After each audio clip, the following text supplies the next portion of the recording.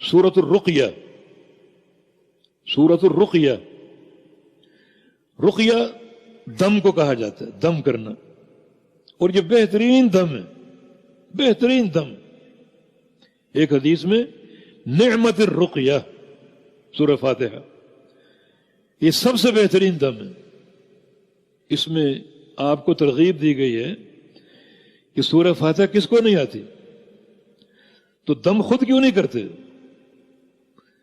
یہ درگاہوں اور آستانوں پر جانا، فلاں سے دم کرو، فلاں سے دم کرواؤ، اس کی نوبت ہی نہیں آ سکتی۔ خود دم کیوں نہیں کرتے اپنے اوپر، اپنی اولاد پر، بچوں پر، جس پر بھی کرنا؟ نعمت الرقیہ سب سے بہترین دم۔ تو سورہ فاتحہ کس کو نہیں آتی؟ یہ نام بھی ایک حدیث سے لیا گیا، اور یہاں ایک قصہ ہے، ابو سعید خدری رضی اللہ عنہ اس حدیث کے راوی۔ صحابہ کی جماعت کے ساتھ وہ ایک سفر سے لوٹ رہے تھے، ایک جہادی سفر سے، زاد راہ ختم ہو گئی، ایک مقام پر پڑاؤ ڈالا، قریب ایک بستی تھی، اس بستی میں اپنا نمائندہ بھیجا کہ یہاں کچھ نبی علیہ السلام کے اصحاب ہیں اور وہ بھوکے ہیں، ان کو مہمان نوازی کی حاجت ہے، تو ان کی ضیافت کا اہتمام کیا جائے۔ ان لوگوں نے ضیافت دینے سے انکار کر دیا۔ جو قوم کا رئیس تھا یا جو بھی سردار تھا، بخیل ہوگا، اس نے ضیافت دینے سے انکار کر دیا۔ تو اللہ تعالیٰ نے فرمایا تمہارا بھی انتظام کرتے ہیں۔ وہ ایک سانپ اس کو آ کے ڈس گیا، اب وہ تڑپ رہا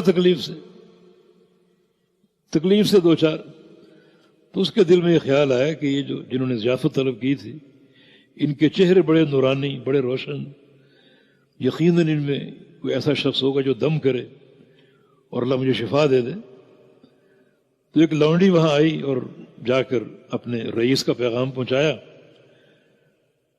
ابو سعید خدری فرماتے ہیں کہ فقام منا احد، ہم میں سے ایک شخص کھڑا ہوا اس کو دم کرنے کے لیے، وہ خود تھے، اپنا نام نہیں لیا۔ یہ تواضع، گمنامی کو ترجیح دینا، تاکہ ہماری کوئی تعریف کرے تو کوئی ریاکاری نہ بن جائے، اپنے آپ کو چھپا دیا۔ قام منا احد، ہم میں سے ایک شخص کھڑا ہوا، وہ خود ابو سعید خدری تھے، اور جا کر دم کیا، اور دم جب کر کے فارغ ہوئے تو حدیث کے الفاظ ہے کأنما نشط من عقال، لگتا ہے کہ رسی سے جکڑے ہوئے تھے، رسی کھول دی گئی اور وہ بالکل راحت میں آ گئے اور سکون میں آ گئے۔ اور ایک حدیث میں انہوں نے دم سے قبل ان کو سزا دینے کے لیے فیس مقرر کی، اور وہ فیس 30 بکریاں طے ہوئی، 30 بکریاں آپ دیں گے تو دم کریں گے۔ یہ اجرت نہیں، بلکہ جو انہوں نے بخل کیا تھا اور ضیافت دینے سے انکار کیا تھا، اس کی سزا دینا مقصود تھی۔ چنانچہ اللہ تعالیٰ نے سورہ فاتحہ کی برکت سے اسے شفا دے دی، اور درد بالکل ختم ہو گیا، اور اس کی بے قراری ختم ہو گئی۔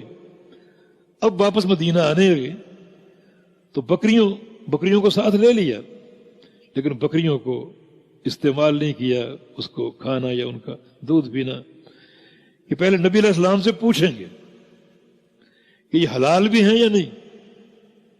مدینہ آ گئے، نبی علیہ السلام سے سوال کیا، آپ نے فرمایا کہ یہ بالکل پاکیزہ مال ہے، یہ تقسیم کرو اور میرا حصہ بھی رکھو اس میں۔